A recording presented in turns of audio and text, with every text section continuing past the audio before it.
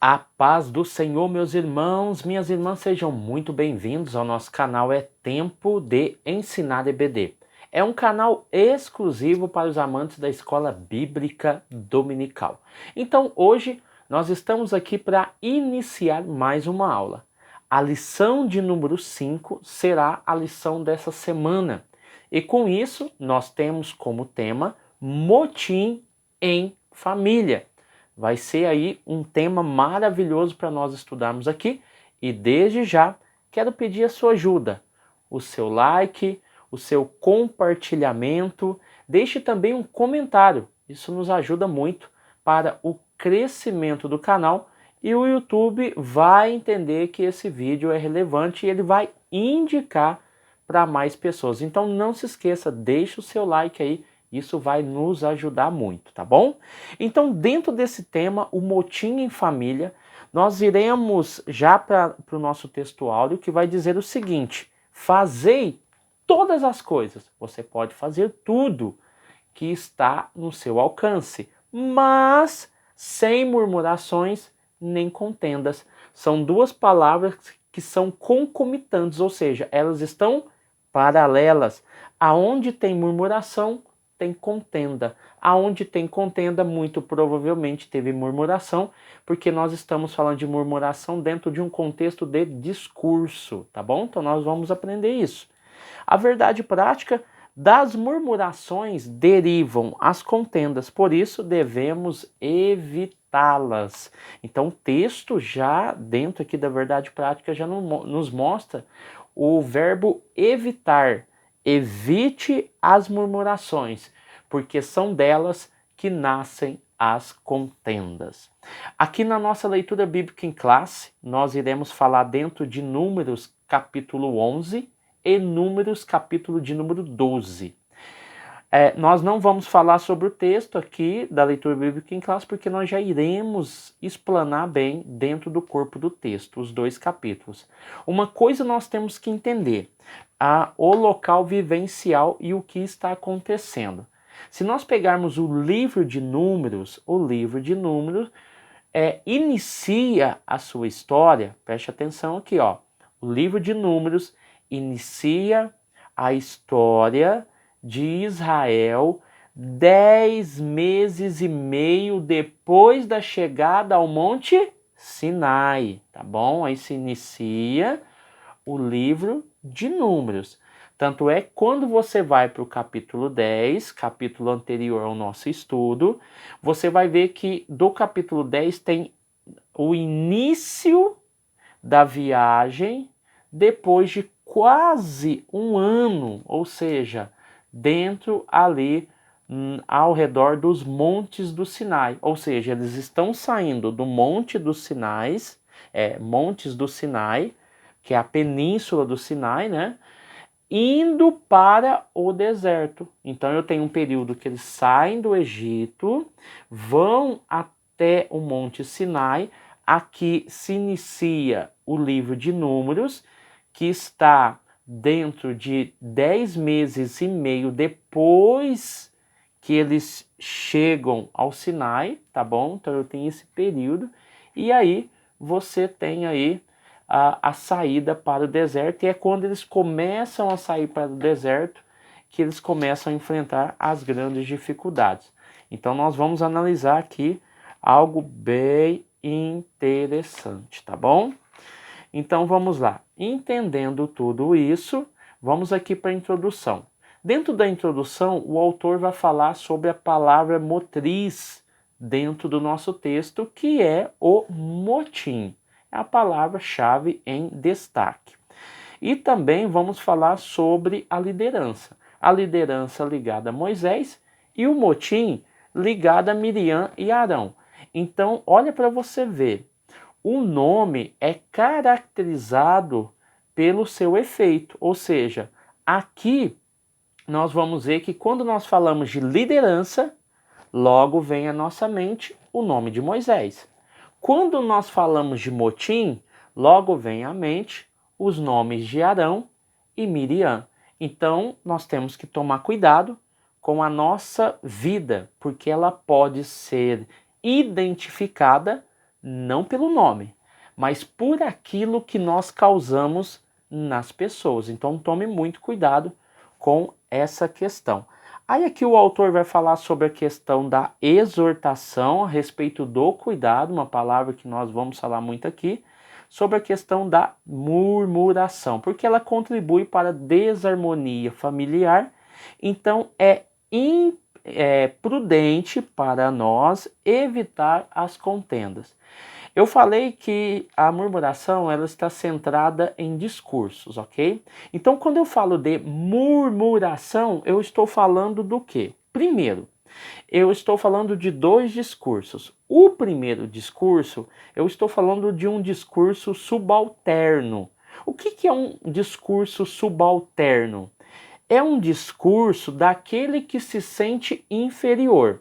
Então, a murmuração provém de um discurso subalterno, ou seja, de alguém que se sente inferior, de alguém que se sente injustiçado, de alguém que se sente que deveria ser privilegiado e então ele inicia de forma individual ou coletiva, tá bom? O quê? A murmuração. Tá bom? E essa murmuração tem como característica um discurso subalterno. O segundo discurso seria o discurso semi-articulado, ou seja, é aquele discurso, é aquela murmuração que tem como base estabelecer uma articulação, seja ela coletiva ou individual. Então, esse discurso semi-articulado vai fazer com que, através dessa murmuração, algo maior aconteça em volta. Então é por isso que ele é semi-articulado. Então eu preciso de convencer as pessoas, eu preciso de ter essas pessoas do meu lado, então a murmuração ela vem com esse viés, um discurso semi-articulado. Anote isso daí, porque isso tem tudo a ver com a história que nós vamos estudar, tá bom? Então nós estamos falando de um discurso subalterno e também de um discurso semi-articulado, ok? Então vamos lá. A influência negativa da murmuração. Então aqui você vai ver que no tópico 1 nós estamos falando de um ambiente externo, e eu vou te explicar por quê. E no tópico 2 nós vamos falar sobre o ambiente interno. O ambiente externo, o autor já vai começar a falar sobre o motim, né? Como nós já falamos aqui. E uma das questões cruciais vai ser sobre a rebelião familiar contra a liderança de Moisés, tá bom? Então, nós já entendemos aqui que esses atos explícitos de desobediência ou a uma reação negativa contra as regras e as ordens estabelecidas num grupo social. Então eu tenho esse grupo social onde há regras e há normas. Então eu tenho atos explícitos de desobediência, tá bom? Então vamos lá. O subtópico de número 2, porque aqui ele está falando assim nasce o motim. Esse motim nasce de que maneira? Através de uma desobediência. A desobediência gera o discurso subalterno e o discurso semi-articulado, tá bom? Aí dentro dessa questão nós vamos para o subtópico de número 2, a primeira queixa. Então nós temos a primeira queixa. Essa primeira queixa, o próprio autor está falando aqui que Israel havia saído da região ao redor do Sinai. É por isso que as informações dadas no início do vídeo são importantes para compreender tudo isso. Depois de andarem além do Sinai, eles se deparam com um ambiente totalmente inóspito. E dentro desse ambiente inóspito, né, desse deserto, os problemas começaram a surgir. Então, Moisés o havia, né, a ideia de que Moisés os havia trazido para morrer, naquele lugar estava implícita na mente de cada um, tá? Essas atitudes desses homens não somente entristeceu a Moisés, mas também entristeceu e também trouxe muita raiva ao próprio Deus. E com isso, o Números capítulo 11, versículo 1 ao 3, nós vamos ver que pela dificuldade que eles estavam começando a enfrentar, o povo começou a queixar a Deus, tá bom? E olha que interessante, olha que raciocínio interessante que eu vou trazer para vocês. O capítulo 11, versículo 1 ao 3 é a chave aqui desses tópicos iniciais. Então, do versículo 1 até o versículo 3, nós vamos ver o povo entrando em uma dificuldade. E eles começaram a queixar-se a Deus. Aí a Bíblia vai dizer, dentro desse versículo do 1 ao 3, que Deus ouviu as suas reclamações. Deus ouviu as suas queixas. Mas com isso, ele ficou irado, porque eles começaram a queixar a Deus. E Deus ouviu as suas reclamações, o termo é reclamação, não é oração. Reclamação, e com isso Deus ficou irado, e a consequência da sua ira foi o quê? Cair fogo de Deus. E com isso, como Deus começou a agir com fogo, ouvindo a reclamação e a ira de Deus sobre essa reclamação, fogo cai, consome parte do arraial, e a Bíblia vai dizer que o mesmo povo que outrora se queixava a Deus, começou a gritar e pedindo socorro a Moisés. Eles não pediram socorro a Deus. Eles queixaram de Deus, mas quando foram pedir socorro, pediram a Moisés. E Moisés orou e o fogo se apagou. Isso dentro do versículo 1 ao versículo de número 3. Com isso, essa questão da murmuração e de Deus ouvir a queixa do seu povo, nós podemos pegar como exemplo Êxodo capítulo 3, do 7 ao 8. Onde o próprio texto diz que quando eles estavam no deserto, no Egito, a Bíblia diz que certamente tenho observado, disse Deus, a aflição do meu povo, pois tenho ouvido o clamor e não a reclamação, o clamor do povo.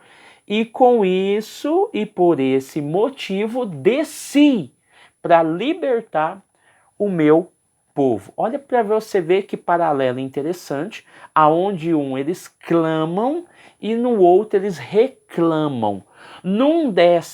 Em Êxodo 3, Deus desce para libertar, e em Números capítulo 11, Deus envia fogo para consumir o povo, parte do povo que estava reclamando. Então olha para você ver que triste fim levou algumas dessas pessoas. Então o Senhor chamou aquele lugar de Taberá, que significa queimar, tá bom? Então vamos lá para o subtópico de número 3. O subtópico de número 3 vai falar sobre a segunda queixa. Nós falamos sobre a primeira queixa, tá bom? E agora vamos para a segunda queixa. Dentro dessa questão da segunda queixa, nós vamos ver que o povo começou a murmurar contra o maná. Vamos parar para analisar aqui uma questão muito importante, tá bom?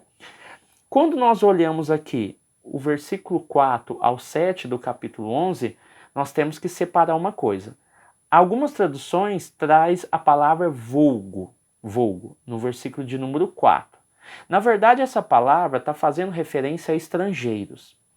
Então eu tenho um povo que vai reclamar de Moisés, vai reclamar do próprio Deus, porque eles começam a se queixar, né, das suas dificuldades a Deus, e Deus, ouvindo a reclamação, desce numa forma de ira através do fogo. Aqui na segunda queixa, não é os israelitas que começam essa queixa. Na verdade, o vulgo aqui são os estrangeiros. Então eu tenho um grupo de estrangeiros que estão no meio, que se simpatizam com eles ou se converteram à fé judaica e estão ali no meio. E são eles aqui no versículo 4 que começam a segunda rebelião. E essa rebelião, o texto vai dizer que havia estrangeiros E eles estavam com vontade de comer carne. Olha para você ver, são os estrangeiros que começam um novo motim. E o versículo 4, o próprio versículo 4 vai dizer que por causa que os estrangeiros, o vulgo, estava com vontade de comer carne, aí a Bíblia vai dizer, e até os israelitas começaram a reclamar. Olha para você ver como essa questão da murmuração ela é complicada. Ela começa dentro de um grupo, de uma pessoa, e ela começa a se espalhar até entre o povo de Deus, o povo selecionado, o povo escolhido.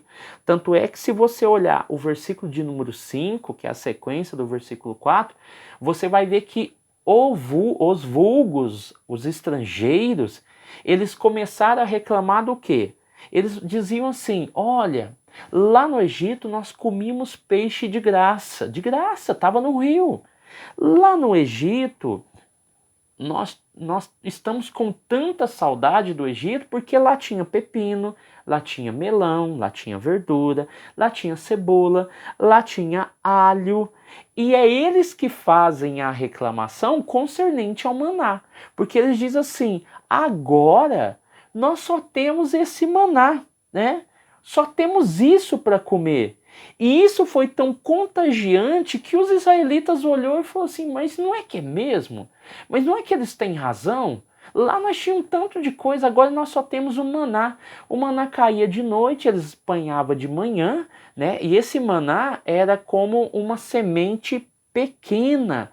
Ela era branca para amarelada. Então o que eles faziam com esse maná? Eles pegavam essa semente, eles moíam ou colocavam no pilão para socar, e daquela farinha que eles extraíram da moagem, eles faziam pão, tá bom? E esse pão tinha gosto de pão com azeite. Isso era o maná, era para isso que eles faziam, não é que eles comiam a semente, eles preparavam essa semente para fazer o pão, tá bom? Então era isso. E esse povo que começou a murmuração, isso se espalhou de tal maneira que até os israelitas começaram também a murmurar ou reclamar. Isso nós vemos aí no capítulo 11, versículo 4, que é a sequência. Então, o autor mesmo deixou claro que eles estavam lembrando com saudade, né, dos alimentos do Egito, se esquecendo das privações que eles tinham lá. Eles eram escravos, eles não eram servos, eram escravos, escravizados, né? Não é o escravo em si como servo, aquele que serve. Não, estavam sendo escravizados e punidos. Aí nós vamos ver também que eles se esqueceram dos milagres, tá? Principalmente quando o Senhor abriu o Mar Vermelho, eles já tinham visto as 10 pragas, já tinham visto a última praga, que era a morte dos primogênitos. Eles já haviam tido a experiência da abertura do Mar Vermelho, ou do Mar de Juncos, né? Na tradução original, Mar de Juncos. Então você vai ver que eles têm toda essa experiência, mas mesmo assim, a murmuração nos faz esquecer das boas coisas vivenciadas por Deus, como o próprio autor colocou aqui. Então, quando você tem murmuração, você tem palavras como essa no versículo 6. Não há mais nada para comer, a não ser esse maná. Olha para você ver a que nível chegou a murmuração, começando pelo vulgo, né, pelos estrangeiros, e se espalhou por entre os israelitas. A terceira queixa, nós temos aí Número, capítulo 12. Então, antes de nós entrarmos aqui, eu queria apenas especificar o capítulo 11, do 31 a 35, porque ele é importante. Porque quando eles começaram a reclamar da carne, lógico que o autor por espaço aqui não colocou, mas quando eles começaram a reclamar, a Bíblia vai dizer que Deus, irado, manda um vento do mar para o acampamento. E olha para você ver, preste atenção. E ele trouxe com esse vento várias, inúmeras, milhares de codornizes. E essas codornizes eram tantas, mas tanta que caía literalmente sobre o arraial, cobrindo uma distância, olha para você ver, uma distância de 30 quilômetros de fora do arraial. Então tem um arraial, do limite do arraial para frente, nós temos uma circunferência de 30 quilômetros. E essas codornizes cobriam o chão, porque eram tantas, várias codornizes, que cobriam o chão até quase 1 metro de altura. E eles começaram a pegar de maneira exagerada e colocava para secar, que a Bíblia diz, e ninguém pegou menos de 1.000 quilos por família. Olha para você que tanto de codornizes. E com isso, com a ira de Deus, Deus fez uma epidemia se alastrar no meio do povo, tá? Eu acredito por questões de higiene e tudo mais, uma epidemia se alastrou e com isso matando muitas pessoas. Puseram o nome, preste atenção, puseram o nome desse evento, dessa tragédia, como Kibroth Hattaavah. Kibroth Hattaavah, que significa as sepulturas do desejo, dos desejos. Ou seja, tem muita gente caindo dentro dessa sepultura do desejo, buscando, ansiando e fazendo de tudo para conseguir aquilo que eles querem, sem olhar para o próximo, sem obedecer o próximo, sem piedade, sem dó, e essas pessoas acabam caindo dentro de uma sepultura do desejo. Então, Kibroth Hattaavah significa a sepultura do desejo. E tem muita gente caindo dentro dessas sepulturas, ok? Então ali foram sepultadas as pessoas que estavam loucas de vontade de comer carne, tá bom? A terceira queixa, né, nós vamos ver aí o capítulo de número 12, após todo um contexto de murmuração apresentado no capítulo 11, temos a rebelião de Miriam e Arão. A primeira murmuração que acontece é concernente a Cuxita, a mulher Cuxita que Moisés havia se casado. Ela era da Etiópia, ela é descendente de Cã, né? Cã significa calor. Então, muito provavelmente que ela era negra. E eles não tinham preconceito porque ela era negra. Não era isso. A questão aqui é que ele estava casando com uma mulher que era descendente de Cã, filho de Noé, e os irmãos já bem conhecem a história. E com isso, e começaram a criticá-lo por isso. Primeiro, pelo casamento. O segundo nós vamos ver no versículo 2 do capítulo 12. Capítulo 12, versículo 1, começaram a criticar ele por isso, pelo casamento. Versículo de número 2, Deus só fala através de Moisés, deveria falar também a nós, né? Então começa aqui uma nova murmuração, mas agora entre família, tá? Então, e o Senhor ouviu, será que Deus não fala conosco, né? Só fala com Moisés? Por serem mais velhos que Moisés, Miriam e Arão queriam ter um tratamento protagonista como o de Moisés, tá bom? Então, primeiro vem a crítica concernente ao casamento de Moisés com a Cuxita, com a Etiópia, com a etíope, né? E depois vem a murmuração concernente à liderança de Moisés. Aqui no tópico de número 2, aqui nós vamos falar do ambiente interno. Dentro desse ambiente interno, o motivo da rebelião de Miriam e Arão. A inveja. Aqui nós vamos falar sobre a autoridade. E aqui nós já vamos parar aqui porque eles julgaram ter a mesma autoridade. E nós temos que parar para analisar o que é essa autoridade de Moisés. Primeiramente, a autoridade suprema de Deus. A autoridade está ligado à supremacia de Deus. Então, ele tem autoridade. Mas nós vamos ver que Deus outorga autoridade aos homens. E nesse caso, Deus outorgou a autoridade a um homem. E esse homem não é Arão. Esse homem é Moisés. Ele tem a licença da autoridade.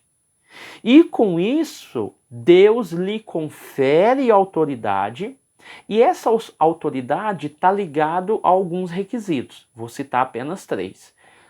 Três requisitos da autoridade que Deus deu para Moisés. Primeiro, a capacidade e o poder de agir de forma autônoma, ou seja, é ele que toma as decisões. Deus outorgou essa autoridade para ele. Segundo, Deus outorgou a capacidade de possuir, ou o poder de possuir. Autoridade está ligada a poder. Então, poder de agir, fazer aquilo que lhe está proposto, punir se tiver que punir, abençoar se tiver que abençoar. O segundo ponto da autoridade está ligado à ideia de possuir, o poder de possuir. Se Deus ordenou, ele tem autoridade de possuir e de conquistar. Terceiro ponto, controlar. Deus deu poder para Moisés de controlar, ou seja, a nação israelita, o povo escolhido de Deus, está no controle de Moisés. Então Moisés tem o controle da nação, mediante a autoridade que Deus outorgou a ele. Porque existe a autoridade suprema, ninguém está acima de Deus. Mas Deus fala, eu dou autoridade para Moisés, eu outorgo essa autoridade a ele. Então ele pode agir, ele pode possuir e ele pode controlar. Ok? Então, entendendo tudo isso, o papel de cooperar, então nós ligamos a palavra autoridade a cooperar. Tem muita gente que quer ter autoridade, mas não quer cooperar. Por quê? A ideia de cooperar, ela é muito mesquinha. Porque quando nós pensamos a ideia de cooperar, muitos entendem a ideia de cooperar como sendo um papel secundário, ou sem importância, sem destaque. Então, para que eu vou cooperar? Eu quero autoridade, eu quero poder, eu quero liderança. Só que a ideia de liderar, ela está muito alinhada àquele que tem autoridade. Por quê? Cooperar com aquele que tem autoridade, no caso Miriam, Arão, com Moisés, nos dá a ideia de atuar. Eu atuo juntamente com aquele que tem autoridade para o mesmo fim. Não é um fim diferente, não é um outro caminho, é o mesmo caminho, é o mesmo fim. E com isso, eu tenho a ideia também de trabalho e esforço. Do mesmo jeito que aquele que tem autoridade se esforçou, aquele que está cooperando também vai se esforçar muito para fazer a missão acontecer. Então, isso nós vemos aqui no subtópico de número 1. Subtópico de número 2 vai falar sobre o motim familiar promove dissabores e ofensas. Dentro dessa ideia, nós já entendemos que Miriam era profetisa, conselheira, e também o Arão era o sumo sacerdote. Cargos de extrema importância, relevância para a nação de Israel e para Moisés, que era o líder que tinha a autoridade suprema de Deus. Com isso, nós entendemos que a atitude de Miriam e Arão influenciou o povo, né? Com isso, nós vamos ver lá no capítulo 12, versículo 4, que nós vamos ver essa questão acontecendo e Deus vai, ele mesmo, chamar os três. Ele chama Moisés, ele chama Arão e ele chama Miriam. Ele chama os três e diz assim, vai até a minha tenda, que eu preciso falar com vocês. Quando chega lá na tenda, parece que Deus fala assim, ó, o texto não diz, tá? Não é para entrar na tenda. Nós vamos conversar aqui fora. Porque essas contendas e essas dissensões não podem entrar dentro da minha tenda. Não cabe e não tem lugar na minha tenda. Nós vamos conversar agora e vamos resolver agora. E Deus vai e resolve aquela questão do lado, na porta da tenda. Moisés, Arão e Miriam. Com isso, o texto vai dizer o seguinte, capítulo 12, nós falamos do versículo 4, o versículo 6, Deus vai dar uma lição para Arão e Miriam e vai mostrar como é que funcionam as coisas. Miriam era profetisa. Deus falou assim, Miriam, se eu quiser, se tiver um profeta no meio do povo, eu vou falar através de visões e eu vou falar através de sonhos. Isso é algo que vocês já estão cansados de saber. Mas uma coisa que vocês não sabem e que vocês não perceberam e não entenderam está no versículo de número 7. Porque no versículo de número 7 a Bíblia vai dizer: com Moisés é diferente. Olha, Deus já colocando Miriam e Arão no lugar deles. Você é sacerdote, então fique aí. Você é profetisa, fica aí. Com Moisés é diferente. Por que com Moisés é diferente, Senhor?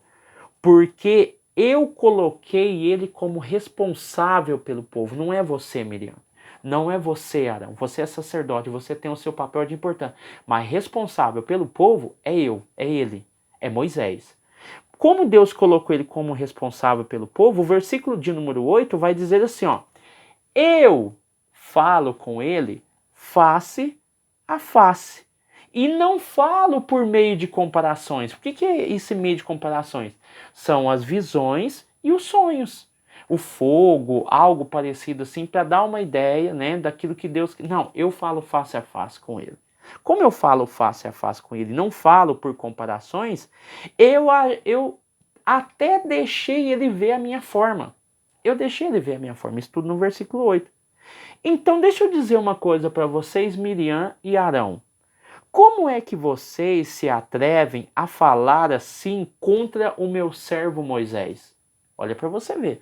Isso está no versículo 8. Como é que vocês se atrevem a falar dessa forma com o meu servo Moisés? Foi eu que escolhi ele. Eu escolhi ele como líder do povo. Eu dei autoridade para ele. E essa autoridade deve ser respeitada não por causa da pessoa de Moisés, porque ele é manso, não, porque foi eu que outorguei isso para ele. Porque ele era manso, ele não queria contenda, ele não queria briga. O próprio texto vai falar aqui no tópico de número 3. O tópico de número 3 vai falar: Moisés, um homem manso e humilde, o mais manso que havia na terra. A Bíblia declara que Moisés era um homem humilde e manso em atitudes, tá bom? E ele não revidou a atitude dos seus irmãos. Isso nós vamos ver lá com José, né? Lá na frente.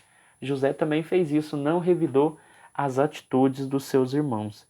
Ele vai citar a bem-aventurança em Mateus capítulo 5, né? Sobre os mansos herdar o reino dos céus e porque eles herdarão a terra, né? Os mansos herdarão a terra e os mansos serão chamados filhos de Deus, ok? Então, na mentalidade mundana, manso pode significar fraqueza e covardia. Muita gente pensa isso. Inclusive, algumas pessoas ainda falam, né? Dependendo da atitude da pessoa mansa e humilde, fala assim: mas esse cara aí, essa moça aí tem sangue de barata. Se fosse eu resolvia na pancada, eu resolvia na porrada, eu resolvia no grito. Moisés não teve essa atitude, ok? Então, algo aconteceu, né? Porque Miriam teve consequência, a atitude de Miriam. E logo depois eles foram pedir a oração de Moisés. O capítulo 12, versículo 10 vai dizer que assim que a nuvem desapareceu, né? E eles estavam do lado de fora da tenda, na porta da tenda, no mesmo instante Miriam ficou toda branca, tá? Por quê? Porque Deus havia saído daquela reunião totalmente irado com a atitude de Arão e Miriam. E com isso, após ele sair estando irado, Miriam fica toda branca. O versículo de número 11 do capítulo 12 vai falar que Arão, vendo aquela cena, pediu para que Moisés orasse a Deus e intercedesse. Ele entendeu, é Moisés é o líder. É ele que vai interceder por esse fato, por esse acontecimento, tá? E, mediante a fala de Moisés, Miriam teve que ficar 7 dias afastada do arraial. Ficou 7 dias para fora do arraial, até que a pele dela voltou ao normal, ok? O subtópico de número 2, o fardo de uma liderança, né? Aí você vai ver nesse inteirinho de histórias, ele separa 70, esses 70 recebem o espírito que está em Moisés e o ajuda, né? Porque o versículo de número 10 do capítulo 11, né? Aqui falando sobre a liderança, ele vai retornar ao capítulo 11, versículo 10. O Senhor ficou irado naquele momento, mas também Moisés ficou muito aborrecido com as questões que estavam acontecendo, o início da caminhada e tal. Ele vai dizer para Deus assim: Senhor, mas por que me tens tratado dessa forma, né? Tão mal? Por que tem se aborrecido comigo, né? Parece que ele está falando do povo para com ele. O trabalho é tão pesado, né? Que o Senhor me deu, que o Senhor colocou nas minhas mãos. Eu não fiz esse povo, não foi eu que gerei esse povo, eu não sou babá desse povo. Então, o que a gente faz? É aonde que Deus pede para Moisés separar 70 anciões para o ajudar, ok? Então, aqui o fardo de uma liderança, às vezes a pessoa quer ser pastor, quer ter cargos, mas exige também muita como é que se diz? O cargo exige da pessoa capacitação, exige da pessoa responsabilidade, muita prudência, né? Então, não é assim de qualquer jeito. O subtópico de número 3, a punição de Miriam e Arão. Aqui nós falamos, né, que eles foram convocados juntamente com Moisés, já falamos isso, né, para fora da tenda, e Miriam ficou leprosa no mesmo instante e foi separada do arraial. Isso nós já falamos. Encerrando aqui, é preciso evitar as falsas acusações, as palavras atravessadas, a destruição de reputação de familiares. Esse não é um comportamento, não é um caminho de quem manifesta o fruto do Espírito, né? A inveja da autoridade de Moisés, a inveja de Arão e Miriam concernente à autoridade de Moisés fez com que acontecesse consequências gravíssimas. E a murmuração do povo, tanto estrangeiros quanto israelitas, que estavam na mesma missão, na mesma caminhada, no mesmo objetivo e também no mesmo destino, fez com que alguns deles morressem naquela história, naquele momento, amém? Então, deixo aqui essa lição, acredito que vai ser uma lição que você pode extrair bastante conteúdo, bastante informação, bastante aplicação, e eu espero que você tenha aprendido. Se você gostou desse vídeo, não se esqueça, deixe o seu like, tá bom? Isso vai nos ajudar demais, tá bom? Deus abençoe você, sua casa e sua família, e até o próximo vídeo. Fique com Deus e até mais.